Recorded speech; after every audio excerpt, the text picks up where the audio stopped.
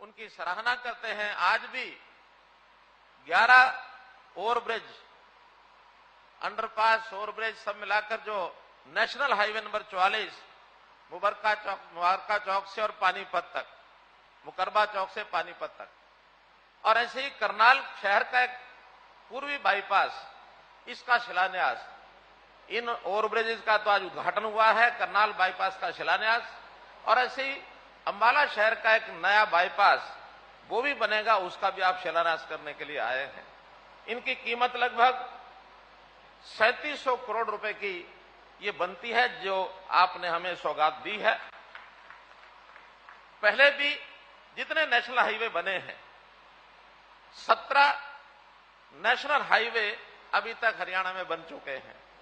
और विशेष बात यह है कि सब नेशनल हाईवे हरियाणा के सभी जिला केंद्रों को आपस में जोड़ते हैं। हरियाणा एकमात्र ऐसा प्रदेश है जिसके सब जिला केंद्र नेशनल हाईवे से जुड़ गए हैं। शायद ही कोई ऐसा प्रदेश होगा। जब हम नक्शा देखते हैं और वो रोड्स का नक्शा जब होता है तो ऐसा लगता पूरे देश में जाल सा बुन गया है। अब इन सड़कों पर जब हम सफर करते हैं, ट्रैवल करते हैं, तो बहुत ही एक आनंद का विषय होता है। कोई भी सामान्य व्यक्ति इन सड़कों का लाभ उठाता है, घंटों का सफर मिनटों में हो जाता है। आज याद कर रहे थे स्वयं नितिन गडकरी जी कि जब ये 1986-87 में हरियाणा में चुनाव प्रचार के लिए आए थे, दिल्ली से जब ये सड़क देखते थे, ट्रैफिक बहुत होता था। मुझे भी याद है ये सड़क उस समय सिंगल रोड होता था और चंडीगढ़ से दिल्ली तक 6.5-7 घंटे लगते थे, जो चंडीगढ़ से दिल्ली आज मात्र 3 घंटे 3.5 घंटे में पहुंच जाते हैं। केवल यही नहीं, बहुत से मार्ग बन गए हैं और बहुत से मार्ग जो हैं आगे जो है पाइपलाइन में हैं। तो मित्रों, जब जब हम बताते हैं तो जैसे ही ये हमारी सड़कों को स्वीकार करते हैं, एक बात की हैरानी सब लोग प्रकट करते हैं कि नितिन जी ये पैसा कहां से आता है।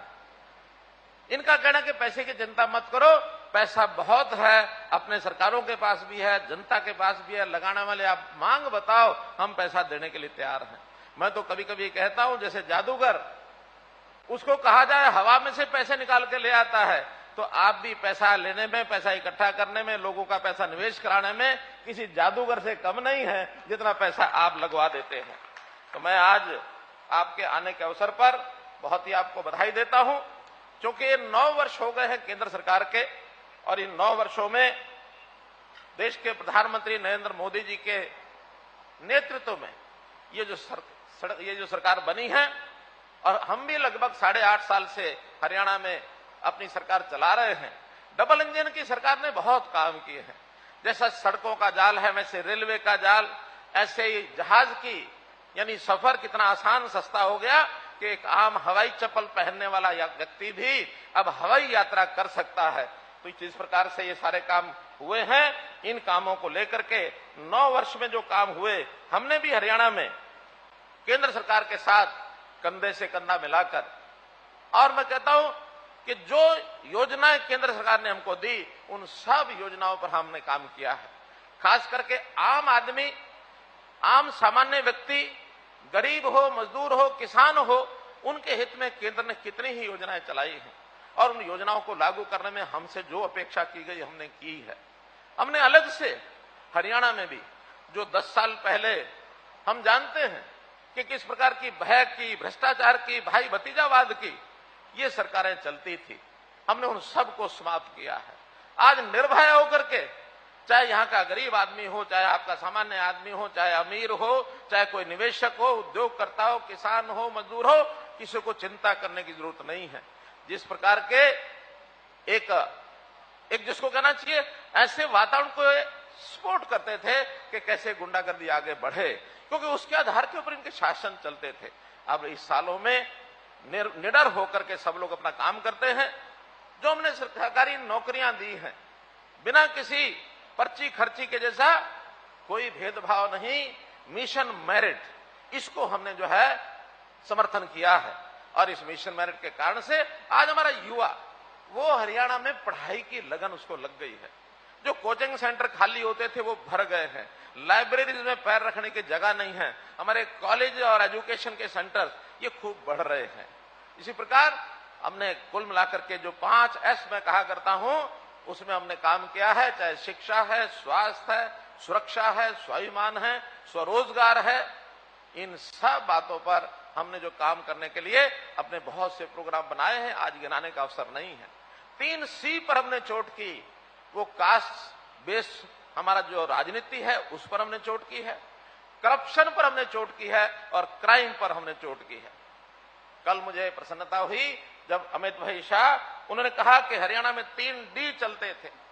इस 3 D में एक तो यहां दरबारी लोग ये शासन किया करते थे, एक यहां डीलरों की भरमार होती थी। ये जो डीलर थे ये अपने देश में, इस प्रदेश में शासनों की बागडोर अपने हाथ में रखते थे। और उन्होंने कहा दिल्ली के दामाद को जो स्फोट होती थी, 3 D, तीनों D का जो असर है वो हमने समाप्त कर दिया। मित्रों, हमने समाप्त कर दिया। हम इन कामों के लिए निरंतर आगे बढ़ रहे हैं और हम लोग अगर तुलना करें तो कांग्रेस की सरकार से कई मायनों में आगे पहुंचे हैं। स्थान के ऊपर कभी कभी मीडिया के सामने वो शेखी बघारते हैं। घोषणाओं की भरमार जिन्होंने की, उन घोषणाओं पर भी उन्होंने काम नहीं किया। लगातार हमने आने के बाद काम किया है। अगर मैं कुछ 4-5 बातें आंकड़ों सहित आपको बताना चाहता हूं कि जिसमें से उनकी पोल पट्टी खुलती है। हम अभी तक बोले नहीं, अब चूंकि वो बहुत ज्यादा जब बोलने लगे हैं तो मैं आज इस मंच के माध्यम से मित्रों हर क्षेत्र की आपकी यानी इस हरियाणा सरकार की जो उपलब्धि है वो आपके सामने बता रहा हूं ताकि आप लोगों को बता सकें। अगर मैं किसानों के मुआवजे की बात करूं, किसानों का मुआवजा खराबा 6,000 रुपया एकड़ था उस समय। जाते जाते उन्होंने 10,000 किया जरूर था 2013-14 में, लेकिन 1 पैसा भी दिया नहीं था।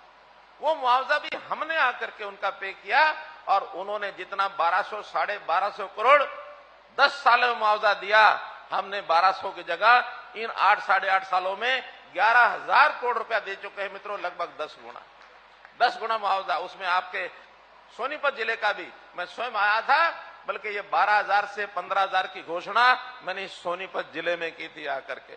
तो किसानों के मुआवजे में, किसानों की MSP में, भावांतर भरपाई योजना, जब उनका बिकता नहीं है माल तो हम कहते हैं हम सरकार की ओर से देंगे। अभी कुरुक्षेत्र जिले के किसान उन्होंने कहा कि सूर्यमुखी कम भाव पर बिकती है। हमने कहा जिस भी भाव बिकती है भाव भी बढ़ाएंगे। 4200 से 4800, 4900, 5,000 ये भाव हमारी संस्था ने की और 1,000 रुपया हमने सरकार की ओर से दिया। तो 4200 से 6,000 रेट लगा करके और उनकी खरीद आज भी हो रही है। मुझे उम्मीद है ये रेट बढ़ेगा तो किसानों के हित में किसी भी सीमा तक। बाजरा पिट गया, हमने दक्षिण हरियाणा में 600 रुपया क्विंटल ये हरियाणा सरकार की ओर से उनको दिया। तो जब भी ऐसी कोई समस्या आती है हम उसमें ये काम करते हैं। भाइयों बहनों, अब अगर मैं पेंशन का विषय लेता हूं, उनके समय 1,000 रुपया पेंशन मिलती थी। जो हमारे वृद्धावस्था पेंशन है या हमारी बहनें जो विधवा हो जाती हैं उनको 1,000 रुपया महीना पेंशन थी। हमने 2,2700 करोड़ रुपया कर दिया है और आने वाले समय में इसको अपने इस कार्यकाल में ही 3,000 करेंगे। आगे की बात आगे देखेंगे, आगे भी बढ़ेगी। लेकिन हम इनकी तरह खोखली बातें जो 600-800 करोड़ रुपया, 600 और 800 रुपया महीने का देते थे, आज कुछ भी सेखी बघारते रहे। आखिर बजट के हिसाब से हिसाब सब लगाते हैं, चाहे कोई भी पार्टी हो, हम भी लगाते हैं और इस बजट के अनुसार हम निश्चित रूप से और ये सारे देश भर में सबसे अधिक है। कोई प्रदेश इतनी बड़ी राशि अपने यहाँ पेंशन के नहीं देता है। इसी प्रकार हमने विवाह शगुन योजना वो 31,000 देते थे, हम 51 से 71,000 रुपए देते हैं। हमारे अनुसूचित जाति के मित्रों को उनका मकान की रिपेयर वो 25,000 देते हैं, हम 80,000 रुपए देते हैं। 24 घंटे बिजली उनके समय केवल 538 गांव में थी, हमारे यहाँ 5737 गांव में इस समय 24 घंटे बिजली मिलती है। इसलिए मित्रों, हम इन सब चीजों पर नौकरियों की यदि बात करूं, उन्होंने 10 साल में 86,000 नौकरियां दी और हमारे 10 साल पूरे होने पर दावे से मैं कहता हूं डबल 1,70,000 पूरी हो जाएंगी। 1,10,000 पर तो हम पहुंच चुके हैं। 60,000 नौकरियां अगले 6 महीने के अंदर ये हम अपने हरियाणा को जवानों को देने वाले हैं। 1,70,000 नौकरी हो जाएगी मित्रों। इसी प्रकार श्रमिकों का वेतन, न्यूनतम वेतन इनके समय में कुल 5500 से लेकर 6100 रुपए यहीं तक इनका न्यूनतम वेतन था। आप आखिर का साल 2014 उठा करके देख लीजिए। हमने उसको बढ़ाते बढ़ाते और अभी इस समय सभी हमारे प्रकार के जो स्किल्ड, सेमी स्किल्ड, अनस्किल्ड ये श्रमिक, इनको 10,000 से लेकर 14,000 रुपया मिलता है। डबल पैसा हमने इन समय में हमने किया है। जहां तक मेट्रो की बात वो लोग करते हैं, हम ये मेट्रो लाए, हम वो मेट्रो लाए, लेकिन मित्रों इस मेट्रो पर जितनी वो लाए खोखली घोषणाएं काफी की उन्होंने। हमने आने के बाद जो उसको विस्तार दिया, उसको कंप्लीट कराया, उसका हमारे निवेश के हिसाब से आप समझ सकते हैं। सरकारी आंकड़े हैं, आप उठा के देख लीजिए कि उनके 10 सालों में कुल 1600 करोड़ रुपया उन्होंने खर्च किया है। और हमने इन 8.5 सालों में 3900 करोड़ रुपया खर्च किया मित्रों, 3900 करोड़ रुपया मेट्रो में। बहुत जल्दी ये आपकी मेट्रो कुंडली में पहुंचने वाली है। और कुंडली के बाद जैसा आरआरटीएस की बात बताई, मैंने कल ही अपने विभाग को कहा है कि इसके पैसे जल्दी कराएं। सराय काले खां से ये पानीपत और करनाल तक की आरआरटीएस ये केंद्र की सरकार की ओर से मंजूर हो चुका है। बहुत जल्दी इसका निर्माण ये शुरू हो जाएगा मित्रों। इसी प्रकार से मेडिकल एजुकेशन की बात करते हैं। मेडिकल एजुकेशन में मेडिकल कॉलेज हर जिले में, कुछ में काम चल रहा है, कुछ में आगे आने वाले 3 साल के बाद शुरू होगा, 2 साल के बाद शुरू होगा, लेकिन घोषणाएं सब हुई हैं। हम इसको भी आंकड़ों से बताएंगे तो 903 करोड़ रुपए का खर्च मात्र इन्होंने 10 साल में किया, 903 करोड़। और हमने इन 8.5 साल में अभी तक 1683 करोड़ रुपया खर्च किया है। इन्होंने जितने काम छोड़े थे अधूरे, सब हमने पूरे किए। आज भी जींद जिले में, आज भिवानी जिले में, आज महेंद्रगढ़ जिले में 3 मेडिकल कॉलेज बन रहे हैं, जिसके ऊपर 1000 करोड़ रुपया के लिए इन 3 मेडिकल कॉलेज पर खर्च किया है। बताने के लायक बहुत है मित्रों। मैं अगर बताने लगूंगा तो मुझे लगता है कि हमारे नितिन जी को जो विषय केंद्र सरकार की ओर से भी रखने होंगे, ये हमारी भी कुछ चीजें इनको ध्यान में होंगी। निश्चित रूप से हमारी जो डिमांड भी है उनको भी हमने दिया है। एक छोटी डिमांड मैं इनके सामने जरूर रख रहा हूं, जरूर मैं चाहूंगा कि उसकी आज जरूर करके जाएं। वैसे तो फ्लाईओवर और अंडरपास रेलवे के जहां जहां नेशनल हाईवे हैं, जहां जहां हमारे स्टेट हाईवे हैं, उन सबके पर्याप्त बने हैं। अब फाटक बहुत कम रह गए हैं। फिर भी कुछ स्थानों पर अभी जो आरओबीज और जो ब्रिज बनने हैं रेलवे लाइनों के ऊपर अथवा सड़कों के ऊपर, वो जो ब्रिज और आरओबी बनने हैं, उनके लिए हमारी एक आवश्यकता है कि हमको 300 करोड़ रुपया और इसका जो सेतु बंधन योजना भारत सरकार की है, इस योजना के अंतर्गत ये हमको जरूर मंजूर करके जाए। मैं इतना निवेदन करते हुए पुनः आपका स्वागत करता हूं, बहुत बहुत धन्यवाद करता हूं। बहुत बहुत धन्यवाद, आभार। धन्यवाद मुख्यमंत्री जी। अब मैं अनुरोध करूंगा आज के हमारे मुख्य अतिथि केंद्रीय परिवहन एवं राजमार्ग मंत्री, आज सबसे पहले जो है आप लोग तालियां बजाकर जो है